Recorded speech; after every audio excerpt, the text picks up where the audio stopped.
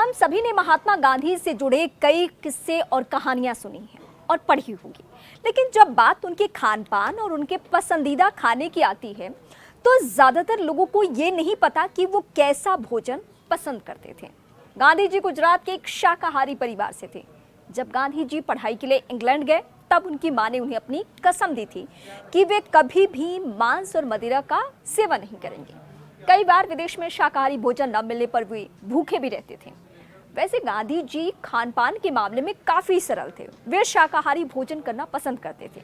सादा और सात्विक भोजन करने वाले गांधी जी अपनी खान पान की आदतों को लेकर बहुत सख्त हुआ करते थे। गांधी जी ज्यादा तेल मसाला और नमक सेवन करना नहीं पसंद करते थे। उनको फल और हरी सब्जी खाने का बहुत शौक था। जब वो साउथ अफ्रीका में अश्वेतों के लिए संघर्ष कर रहे थे, उस दौरान उन्होंने कई आंदोलन किए, जिसके कारण उन्हें कई बार बिना भोजन के भी रहना पड़ा। हालांकि प्याज को सात्विक भोजन का हिस्सा नहीं माना जाता है, लेकिन जब गांधी जी साउथ अफ्रीका में थे तब वो उनके दोस्त भोजन को लेकर कई प्रकार के प्रयोग कर रहे थे। उस समय वो प्याज का सेवन करने लगे थे। हाँ, वही प्याज जिसे वो कभी हाथ भी नहीं लगाते थे। प्याज के सेवन को लेकर उन्होंने साउथ अफ्रीका में सोसाइटी ऑफ ऑनियन ईटर्स नामक एक अनोखा क्लब तैयार किया। जोहान्सबर्ग में बनाए गए इस क्लब में उनके 4 दोस्त शामिल थे। गांधी जी इस क्लब के अध्यक्ष थे और उनके मित्र हेनरी पोलाक कोषाध्यक्ष थे। हालांकि गांधी जी को किसी क्लब या संगठन का हिस्सा बनना पसंद तो नहीं था, लेकिन इसके लिए वो खुशी खुशी तैयार भी हो गए।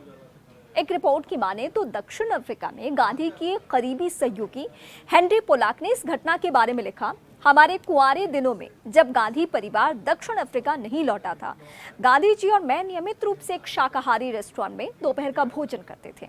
मैंने 3 दिन के उपवास का निर्णय लिया था, आंशिक रूप से अपनी इच्छा शक्ति को मजबूत करने के लिए और आंशिक रूप से हेल्थ केयर के रूप में।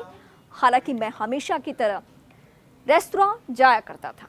गांधी जी यहूदी थियोसॉफिस्ट और खुद को तर्कवादी और नास्तिक मानने वाले एक अन्य व्यक्ति के साथ बैठते थे। हेनरी पोलाक ने लिखा, इन अवसरों पर हमारे भोजन में मुख्य रूप से ताज़ा सलाद और अन्य बिना पकाए हुए खाद्य पदार्थ होते थे। सलाद में अक्सर प्याज की भरपूर मात्रा होती थी। किसी ने सुझाव दिया कि हम चारों सोसाइटी ऑफ ऑनियन ईटर्स का गठन करें। गांधी जी इस विचार से बहुत प्रसन्न हुए। वो इसके अध्यक्ष बने और मैं कोषाध्यक्ष, जबकि हमारे पास कभी कोई खजाना नहीं था। ये अलग बात है कि हाल में ब्रिटिश के युद्ध लड़ने के कारण प्याज की कीमत इतनी बढ़ गई कि उसे खजाने के तौर पर देखा जाने लगा। प्याज हालांकि उस समय साउथ अफ्रीका में काफ़ी महंगा हो गया था, लेकिन गांधी जी को प्याज बहुत पसंद था। उन्होंने अपने एक पत्र में इसको खाने के बारे में सलाह दी थी। उन्होंने कहा था, सर्दियों में रोटी के साथ कच्चा प्याज दवा के रूप में लेना लाभकारी है। गांधी जी ने लिखा, प्याज में कई गुण हैं, हालांकि कुछ कमियां भी हैं। मुख्य कमी प्याज की इसकी गंध है, लेकिन इसे थोड़ी मात्रा में लेने से वो भी टाली जा सकती है। गांधी जी जब साउथ अफ्रीका से भारत आए तो वो हफ्ते में 1 दिन भोजन नहीं करते थे। वो उपवास रखने के पक्षधर थे और लोगों को भी इसका महत्व बताते रहते थे। उनका मानना था कि ऐसा करने से शरीर चुस्त बना रहता है और दिमाग को भी शांति मिलती है। वो आमतौर पर भोजन में हरी पत्तेदार सब्जियां खाया करते थे। वो वीगन बन चुके थे। गाय का दूध और इससे बनने वाली बाकी चीज़ों का सेवन भी गांधी जी ने बंद कर दिया था।